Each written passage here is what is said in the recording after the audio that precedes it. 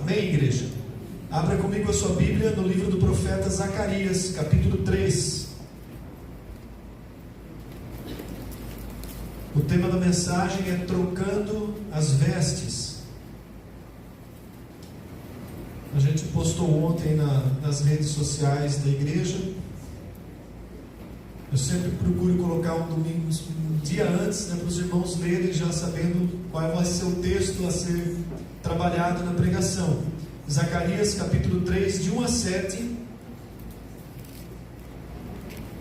diz assim a palavra de Deus: Deus me mostrou o sumo sacerdote Josué, o qual estava diante do anjo do Senhor, e Satanás estava à mão direita dele para se lhe opor. Mas o Senhor disse a Satanás: o Senhor te repreende, ó Satanás. Sim, o Senhor que escolheu Jerusalém te repreende. Não é este um tição tirado do fogo? Ora, Josué, trajado de vestes sujas, estava diante do anjo. Tomou este a palavra e disse aos que estavam diante dele: tirai-lhe as vestes sujas. A Josué disse: eis que tenho feito que passe de ti a tua iniquidade, e te vestirei de finos trajes. E disse eu: ponha-lhe um turbante limpo sobre a cabeça. Puseram-lhe, pois, sobre a cabeça um turbante limpo, e o vestiram com trajes próprios. E o anjo do Senhor estava ali. Protestou a Josué e disse: assim diz o Senhor dos exércitos: se andares nos meus caminhos, e observares os meus preceitos, também tu julgarás a minha casa e guardarás os meus átrios, e te darei livre acesso entre estes que aqui se encontram. Até aqui, igreja. Amém? O profeta Zacarias profetizou entre os anos 520 e 475 a.C. Ele foi contemporâneo do profeta Ageu, do profeta Malaquias, e foi um profeta que trabalhou no pós-exílio babilônico. Lembra que a Babilônia havia conquistado Judá, destruído Jerusalém, acabado com o templo, e depois eles receberam ordem para voltar. Depois de 70 anos de cativeiro, eles voltaram em 3 levas, para Jerusalém, e foram aos poucos restaurando a cidade, restaurando primeiro o altar, depois o templo e depois os muros de Jerusalém. Isso está aí no livro de Esdras, de Neemias. E Zacarias foi um dos profetas que profetizou naquela época, no período pós-exílio. E o nome Zacarias, ele significa: o Senhor se lembra. Para um povo que achava esquecido, que estava no exílio, numa escravidão, eles não estavam esquecidos, o Senhor continuava se lembrando deles. E Zacarias significa: o Senhor se lembra. E ele era de uma família sacerdotal, profeta da tribo de Levi, e trabalhava também a obra de restauração inacabada. Eles começaram a obra do templo, pararam por 16 anos, aí vem o profeta Ageu, dá uma palavra, vem Zacarias, dá outra palavra, mas o livro de Zacarias, ele não se restringe somente àquela época. Se a gente pegar os 14 capítulos, você vai ver que no final ele trabalha também a restauração plena da nação, inclusive profetizando o governo milenar de Jesus Cristo. Então isso só para a gente ter um panorama de quando foi profetizada essas palavras de Zacarias. Ele é um livro com muitas visões e símbolos proféticos.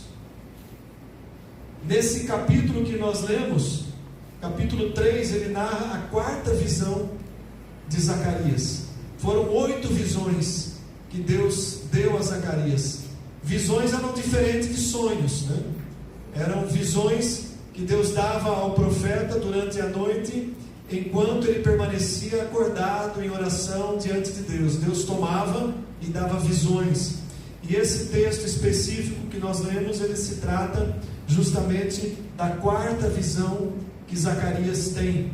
E qual era a visão de Zacarias nesse momento? Zacarias vê o sumo sacerdote Josué.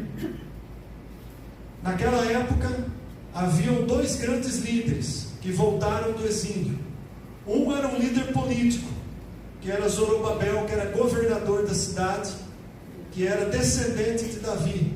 Se Judá não tivesse ido para o cativeiro, Zorobabel seria o rei naquela época. Porém, ele é só colocado ali como governador da cidade. E havia o líder religioso, havia sido restaurado o altar, o templo estava em restauração, e o líder religioso era o sumo sacerdote Josué. Josué, esse sumo sacerdote, era descendente da família de Arão. Então ele estava ali à frente de toda a área espiritual, da restauração espiritual que estava sendo feita. E o que acontece na visão? O profeta Zacarias vê justamente aquele que era o líder espiritual do povo, da nação. Numa visão, ele vê Zacarias diante do anjo do Senhor. O anjo do Senhor aqui é uma presença do Senhor Jesus Cristo. Quando na sua Bíblia você vê anjo do Senhor com todas as letras maiúsculas, não se refere a um anjo de Deus subordinado, mas se refere ao Senhor Jesus Cristo, ou à manifestação do Senhor Jesus Cristo. E junto dele, à sua direita, havia Satanás, o acusador. E eles estavam diante de Deus, do Deus Pai. Então eu imagino essa cena como uma cena de julgamento, um tribunal, onde o sumo sacerdote estava colocado ali como réu. À sua direita estava Satanás como promotor, o acusador. E o Senhor Jesus, o anjo do Senhor, como advogado, defensor. E naquela cena há uma situação bastante triste, porque as vestes do sacerdote estavam sujas. A roupa que o sacerdote vestia estava inadequada para estar na presença de Deus. E Satanás tinha então motivos para acusar o sacerdote que estava ali. Tudo isso Zacarias vê numa visão. E essa visão, amados, embora ela tivesse um sentido espiritual naquela época em que eles estavam vivendo, ela tem também um sentido espiritual para nós hoje, principalmente hoje em que nós celebramos a ceia do Senhor. O inimigo estava sempre ali para acusar, para apontar o erro, para apontar as falhas. O sacerdote, ainda que fosse um homem santo, também era um homem pecador. E o anjo do Senhor estava ali para defender.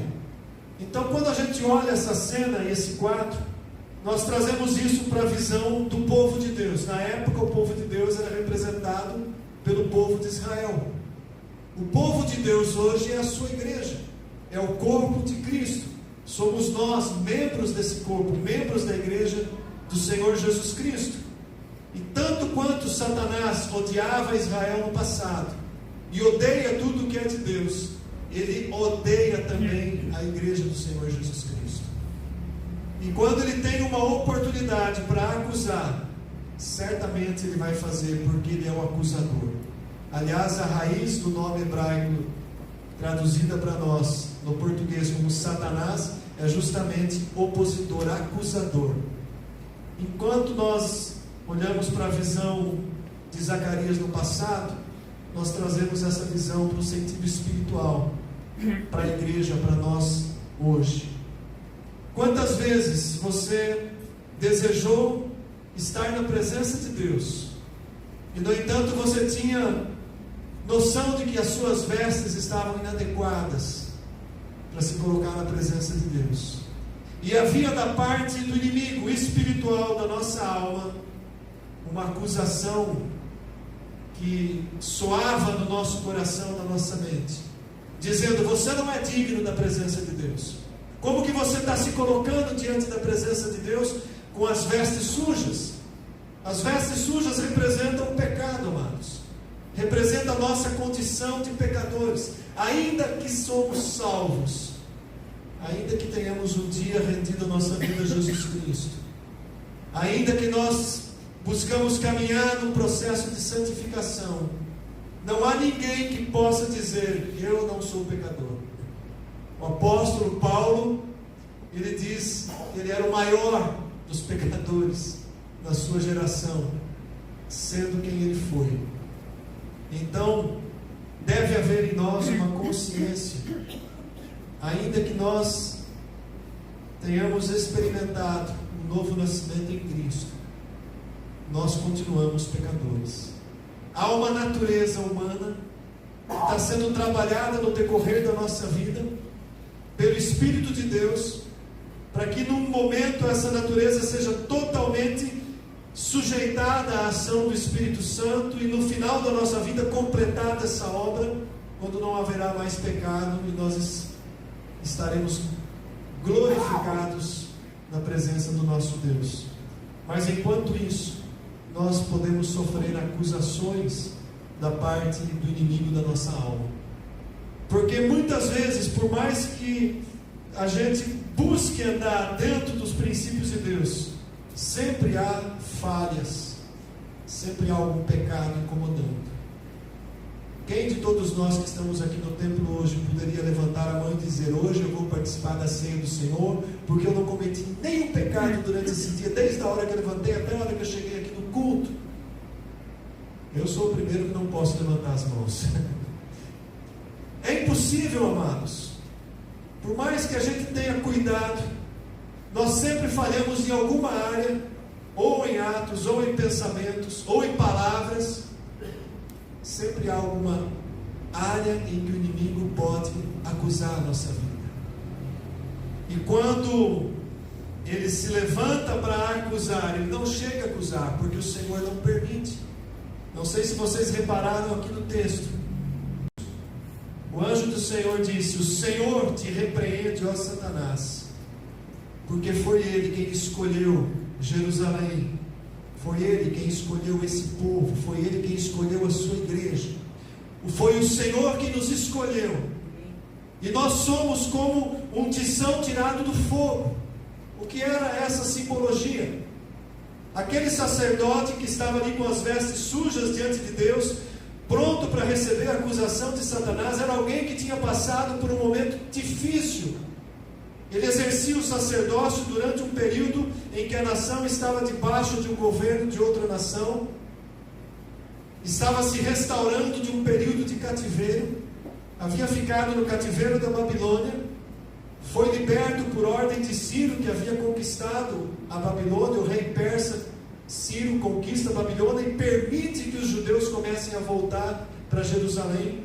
Então, o sumo sacerdote Josué era um homem que estava vivendo no meio de uma situação bastante difícil, e ainda que ele fosse um sumo sacerdote, dentro de todo o sistema da lei judaica, ele também tinha pecados, e ele também precisava sacrificar animais para que os seus pecados fossem cobertos e ele pudesse exercer o ofício sacerdotal. Havia um sacrifício que era específico pelo pecado dos sacerdotes, e antes que ele pudesse fazer sacrifícios pelo pecado do povo, o sacerdote deveria passar por uma cerimônia de purificação, fazer sacrifícios por ele próprio, para que ele pudesse exercer o seu ministério. Mas resumindo para nós aqui, ainda que ele fosse sacerdote, ele estava representando toda a nação pecadora diante de Deus, e as suas vestes estavam sujas, porque todo homem é pecador. Mas antes que ele recebesse a acusação de Satanás, o próprio Deus repreende, não permite, e se coloca ali numa condição especial, dizendo que aquele homem era para ele um tição tirado do fogo, assim como nós fomos tirados do mundo, do pecado que jaz lá fora, especialmente nesses dias na nossa nação, onde se celebra a carne, se celebra toda espécie de orgia sexual, de impureza, tudo que há de consumo de droga, tudo o que tem sido feito de oferendas a Satanás e seus demônios nesses dias, toda macumba, toda feitiçaria que está sendo feita, inclusive nas canções que são cantadas, no batuque, em tudo aquilo que a gente vê, ou ouve pelo menos, porque o cristão não deve procurar ver o que está acontecendo. Não vale a pena você parar para ver sequer as fotos ou o que está sendo postado em redes sociais e as propagandas das redes de televisão, da mídia. Não cabe a nós sequer contaminarmos os nossos olhos com isso que está sendo colocado. Eu fiz uma postagem hoje de um versículo bíblico, né? Se um cristão aprecia, não precisa nem participar, mas ele para apreciar uma imagem de carnaval, ele não pode participar dessa ceia, porque ele está participando de um banquete de Satanás. Então não cabe a nós cristãos misturar o santo com o profano. Não cabe a nós achar bonito o desfile de uma escola de samba com todo o seu colorido e tudo aquilo, porque aquilo principalmente é uma zombaria a Deus. É terrível a gente parar para pensar o que está acontecendo, o quanto que o Senhor Jesus Cristo tem sido escarnecido e zombado nessas festas profanas. E a nossa nação é culpada, mais do que Israel era culpada no passado, por toda a idolatria e sujeira que existe. Então, nós, povo de Deus, nós somos como um tição tirado desse fogo. E é esse tição tirado do fogo, é esse remanescente a quem o anjo do Senhor olha e repreende Satanás e impede de lhe acusar. Quando nós saímos tirados desse fogo, as nossas vestes também estão sujas. E nós estamos nesse trabalhar do Espírito Santo, para que um dia aconteça exatamente isso que Zacarias viu acontecendo. Quando é dada a ordem para que se trouxessem finos trajes para o sacerdote que estava com os trajes sujos. E pasmem agora, porque a expressão vestes sujas, ela tinha exatamente o significado de vestes sujas de excrementos, de fezes, no sentido literal do hebraico. Não era uma sujeira qualquer, era o pior tipo de sujeira para se apresentar diante de um Deus santíssimo. Era essa a expressão. E Deus dá ordem para que vestes limpas e de finos trajes fossem trazidas e colocadas para aquele sacerdote. E sobre a cabeça dele um turbante limpo, representando toda a santificação da mente, da alma, do corpo. E quando a gente olha para isso, não tem como a gente não se lembrar daquele filho que saiu da casa do pai e vai para o mundo e torra toda a herança e termina num chiqueiro de porco, onde as suas vestes também se sujam de excrementos de porco. E naquele fundo do poço ele se lembra do seu pai e ele diz: eu vou voltar para a casa do meu pai, eu vou pedir para que ele me receba pelo menos como um empregado. E ele se arrepende naquele momento e ele toma o caminho de volta para a casa do seu pai. E aquele pai que não impediu do filho fazer a sua vontade, tinha no coração um desejo de ver esse filho retornando um dia. Porque a narrativa lá de Lucas, né, capítulo 15, ele diz assim que o pai avista de longe quando o filho vem vindo. E eu entendo que esse pai, todas as tardes ou manhãs, ele saía e olhava para a estrada, para o caminho, esperando que um dia o seu filho voltasse. E quando aquele filho volta, sujo, com as vestimentas sujas de excremento de porco, a atitude do pai não é uma atitude de nojo, longe de mim. Pelo contrário, se a gente for lá para o texto de Lucas, você vai ver que o pai abraça esse filho, acolhe esse filho, e ele faz a mesma coisa que Zacarias viu o anjo do Senhor mandando fazer. Aqui Zacarias vê o anjo do Senhor, o Senhor Jesus Cristo, mandando trazer vestes novas, vestes limpas. E aquele pai recebe o filho e chama os seus servos e manda trazer vestes limpas. Vestes limpas. Um anel para ser colocado no dedo dele, que tipificava a sua filiação, e sandálias nos pés. Então, quando a gente olha para essa cena, nós vamos lembrar que há um Deus perdoador. O texto de Isaías 50, de 8 a 9, o profeta Isaías, ele fala: quem pode levantar uma acusação contra o povo de Deus? Isaías 50, 8 a 9 diz: perto está o que me justifica. Quem vai contender comigo? Quem contenderá comigo? Apresentemo-nos juntamente. Quem é o meu adversário que se chegue para mim? Eis que o Senhor Deus me ajuda. Quem há que me condene? Essas palavras de Isaías lembram a cena que Zacarias estava vendo. Satanás não podia levantar acusação, condenar, porque o Senhor, o Deus de Israel, era quem justificava.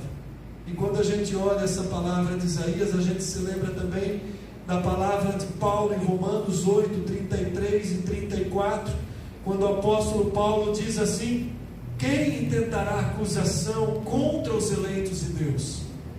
É Deus quem os justifica. Quem os condenará? É Cristo Jesus quem morreu, ou antes, quem ressuscitou, está à direita de Deus e também intercede por nós.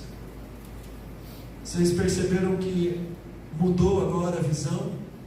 Quem está à direita de Deus é o Senhor Jesus Cristo, que intercede por nós, que intercede pela sua igreja. Ele é o Deus que nos trata com graça e misericórdia. A palavra é maravilhosa no versículo 4 que nós lemos: tomou este a palavra e disse aos que estavam: tirai-lhe as vestes sujas e trazei vestes limpas. Eis que eu tenho feito que passe de ti a tua iniquidade. O que Deus estava fazendo aqui? Liberando misericórdia, liberando graça, liberando perdão, trazendo vestimenta nova. É isso que Deus faz com o pecador que se arrepende. Ele nos justifica, Ele nos purifica, Ele salva todo aquele que se volta para Ele. Ele coloca vestes limpas. E por que, amados, essa palavra nessa noite? Para que a gente compreenda a grandeza do que Jesus Cristo fez por nós. Para que a gente compreenda que o perdão liberado por Deus é um perdão real.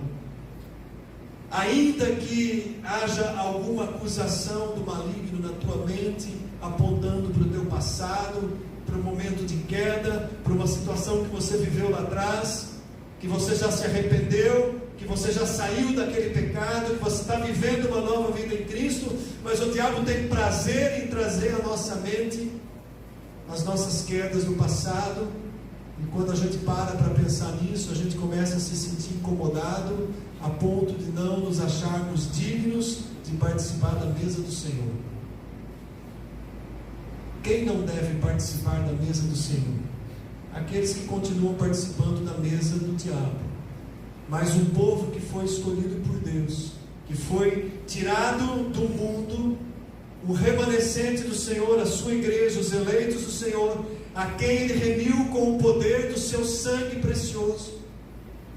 A sua igreja é digna de participar dessa mesa.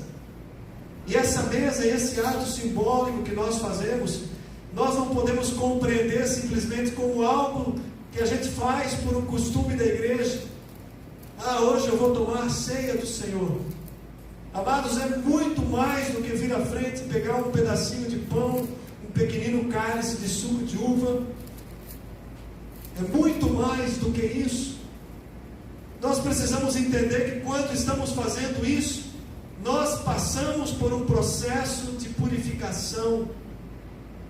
As nossas vestes sujas foram arrancadas e foi nos dada uma vestimenta nova, limpa, e que por causa do sacrifício de Jesus Cristo, eu posso me sentir sim digno de me colocar na presença de Deus e rejeitar toda acusação de Satanás, todo o levante das trevas contra o passado, contra o que aconteceu, porque hoje eu sou nova criatura em Cristo.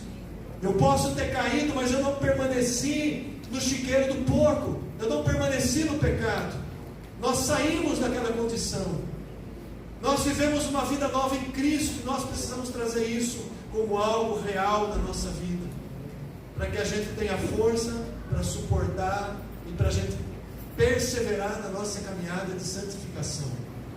Não é o que me aconteceu no passado que vai me impedir de eu continuar caminhando na presença de Deus. Não são acusações do inimigo trazendo a minha lembrança dos meus pecados e as minhas quedas. Não, porque hoje eu vivo uma nova vida em Cristo. Porque o que aconteceu no passado, na visão de Zacarias, aconteceu quando o Senhor Jesus Cristo veio cumprir o seu ministério. E pela fé, é um ato de fé. Fé aonde?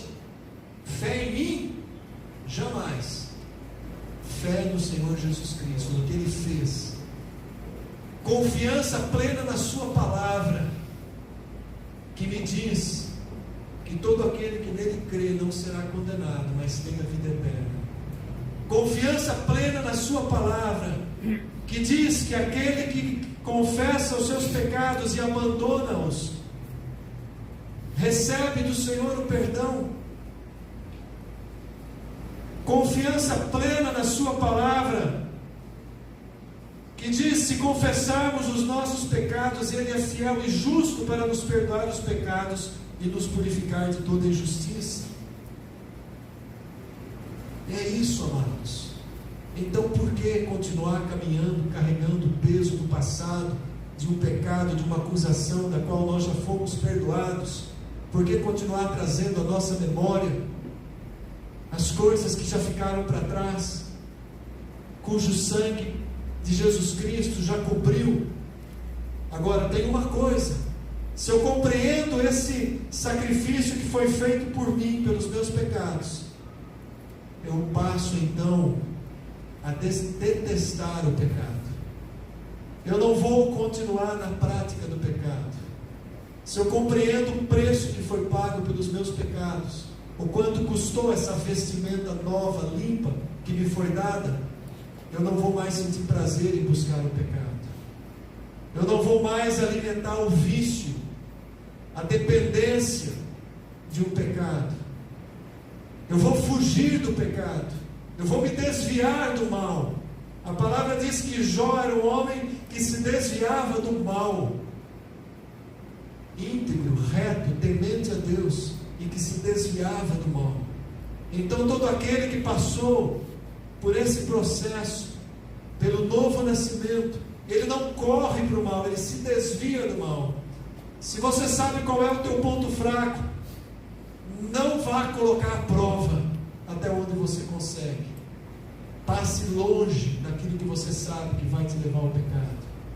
Olha para a cruz, olha para o sacrifício, olha para quanto custou.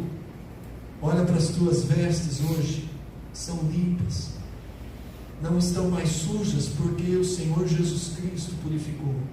Então, amados, quando nós recebemos esse pão e esse cálice, vocês entenderam que é muito mais do que um simples ato simbólico. É o que tem que ser trazido à nossa mente. É isso que é trazer à memória o que o Senhor Jesus Cristo fez. Por isso que o apóstolo Paulo fala lá para a igreja em Coríntio, citando, mostrando como deveria ser feito a celebração da ceia do Senhor. E ele usa as palavras que estão lá em 1 Coríntios capítulo 11. Por isso que o apóstolo Paulo, ele diz assim: porque eu recebi do Senhor o que eu vos entreguei, que o Senhor Jesus, na noite que foi traído, tomou o pão, tendo dado graças, partiu e disse: isto é o meu corpo, que é entregue por vós. E depois, da mesma forma, ele toma o cálice e ele diz: isso é o meu sangue que é derramado por vós. Por isso que o apóstolo Paulo diz que todas as vezes que nós comemos e bebemos esse cálice, nós anunciamos a morte do Senhor, que já aconteceu, até que Ele venha. E nós estamos olhando para a sua volta, para o seu retorno, para o Maranata, para o dia glorioso em que nós estaremos para sempre com Ele. Por isso que o apóstolo Paulo diz também: examine-se, pois, o homem a si mesmo, e assim coma do pão e beba do cálice. Porque aquele que come e bebe indignamente se torna réu, culpado do corpo e do sangue de Jesus Cristo. Aquele que toma de qualquer jeito, não levando em consideração os seus pecados, não se arrependendo, e de achando que o simples fato de participar da ceia, ele está limpo de tudo que ele fez, ele pode continuar fazendo segunda-feira tudo igual, é réu do corpo e do sangue de Jesus Cristo. Vocês entenderam a profundidade que é isso? Quando nós tomamos a ceia do Senhor, nós estamos renovando o nosso propósito de andar em santidade diante dEle, de caminhar na presença dEle, de poder estar diante dEle com as nossas vestes limpas. É isso, amados, que representa. Por isso que o escritor de Hebreus, ele diz, lá em Hebreus, capítulo 10,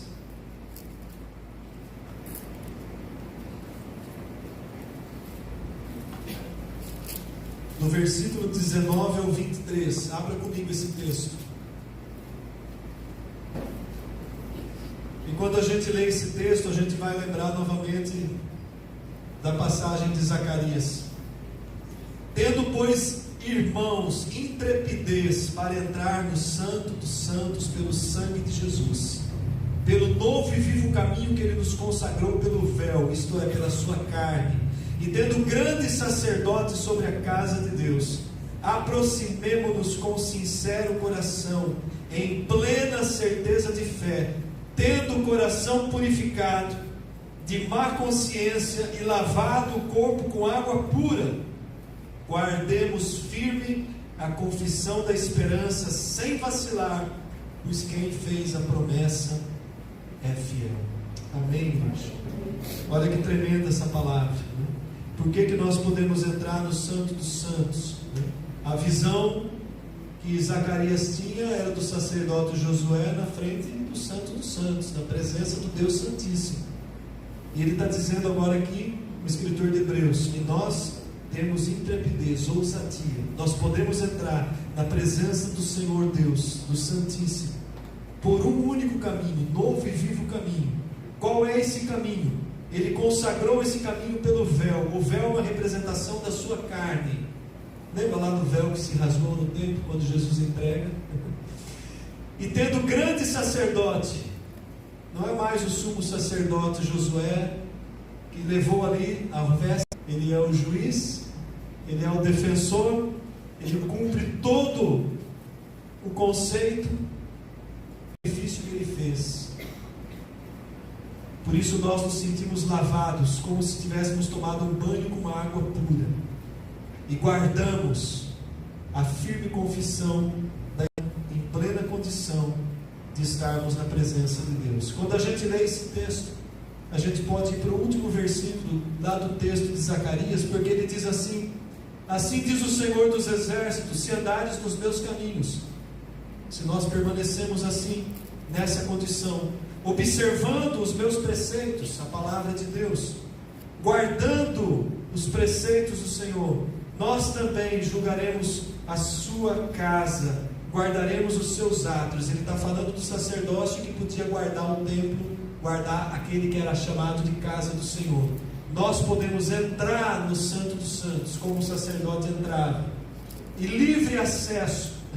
Guardarás os meus átrios e te darei livre acesso entre aqueles que aqui se encontram. Zacarias estava tendo a visão da presença de Deus, do trono de Deus, e o livre acesso que os anjos tinham, nós temos para entrar na presença de Deus.